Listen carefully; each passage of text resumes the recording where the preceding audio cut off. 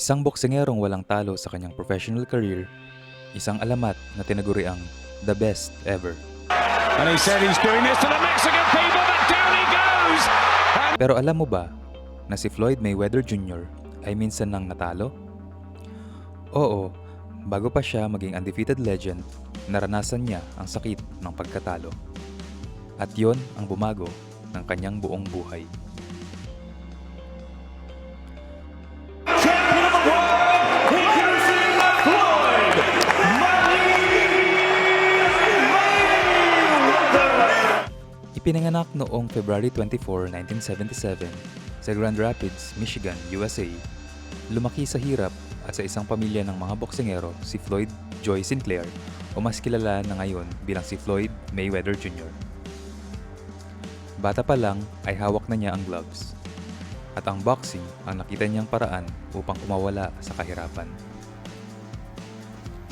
Ang kanyang ama, si Floyd Mayweather Sr., ay dating professional boxer na nagsilbing unang coach niya. Ngunit, habang lumalaki si Floyd Jr., dumaan sa hirap ang kanyang pamilya.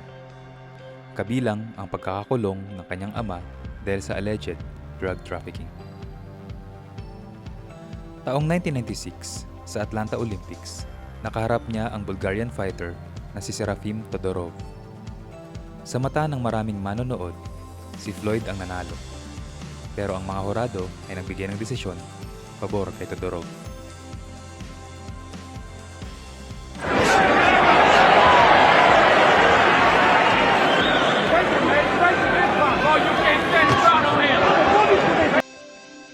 Ang resulta, bronze medal lamang para kay Mayweather.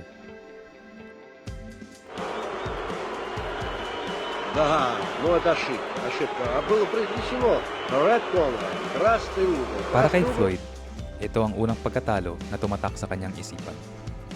Hindi siya natalo dahil sa kakulangan ng galing, kundi dahil sa desisyon ng tao. Mula noon, nangako siya sa sarili, hindi na ako muling matatalo.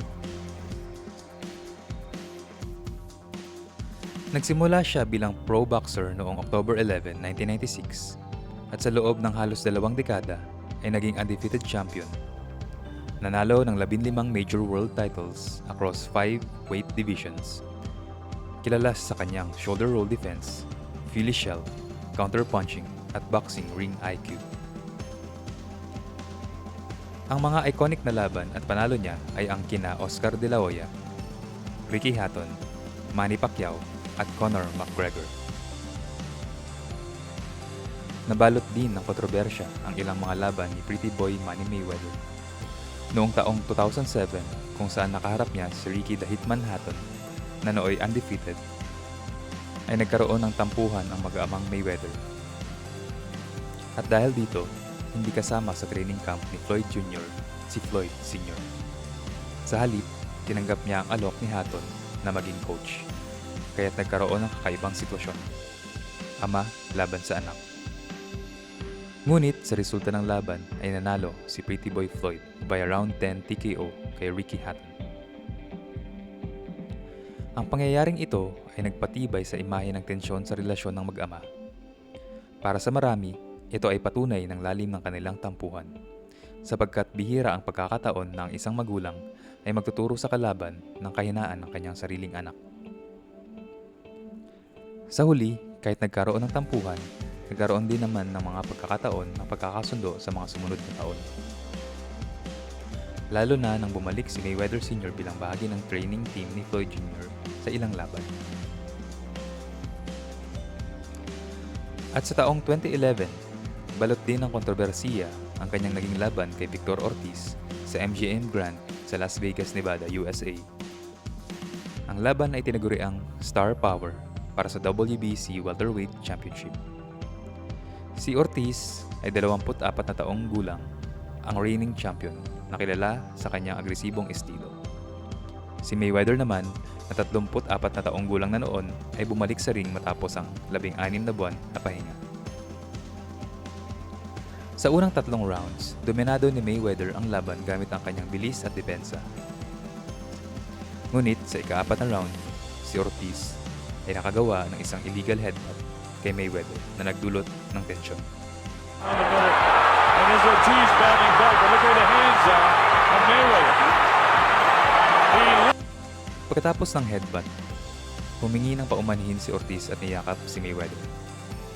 Habang si Ortiz ay nakababa ang depensa at nakatingin pa sa referee, biglang nagpakawala si Mayweather ng left hook at right straight. Let's go!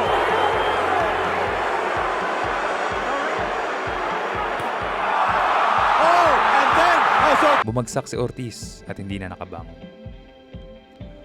Maraming fans at eksperto ang nagsabing ito ay isang sucker punch dahil si Ortiz ay hindi pa handa. Ang referee umano na si Joe Cortez ay tila nakatingin sa ibang direksyon at hindi malinaw kung nagbigay ng signal na magpatuloy. Ngunit sa video ay makikita na sumenyas na siya na magpatuloy at maririnig na sinabi niyang, "Let's go." Let's go! Let's go! Si Mayweather naman ay nagdepensa sa kanyang ginawa at sinabing, "Protect yourself at all times." Ang panalo ay nagpatibay sa kanyang reputasyon bilang undefeated, ngunit nagdagdag din ng imahe sa kanya na isang dirty fighter. Sa loob ng kanyang professional career, nagtapos siya na may 50 wins, 27 by way of knockouts at 0 losses. Si Floyd Mayweather Jr. ay hindi lang isang boksingero, isa rin siyang negosyante. At tinaguri ang Money Mayweather dahil sa kanyang kakayahan sa promosyon at kita. Isa siya sa pinakamayamang atleta sa kasaysayan. Kumita ng mahigit $1 billion sa kanyang karera. Hanggang ngayon, siya ay simbolo ng disiplina, taktika at kontrol sa ring. At yan ang kwento ni Floyd Mayweather Jr. mula sa kanyang unang pagkatalo sa Olympics hanggang sa pagiging undefeated legend sa professional boxing. Isang kwento ng resiliency, determination, at walang kapantay na galing. Kung gusto mo pa ng ganitong mga kwento ng inspirasyon at tagumpay, huwag kalimutang mag-like, mag-comment, at mag-subscribe.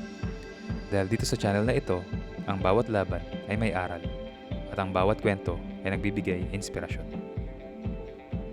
Sa tingin mo ba, ang pagiging undefeated ni Mayweather ay patunay ng kanyang pagiging pinakamahusay na boksingero sa buong kasaysayan? O ang kanyang taktikal na estilo at mga kontrobersya ay nakihihila pababa sa kanyang legacy? Ilagay mo ang iyong sagot at pag-usapan natin sa comment section.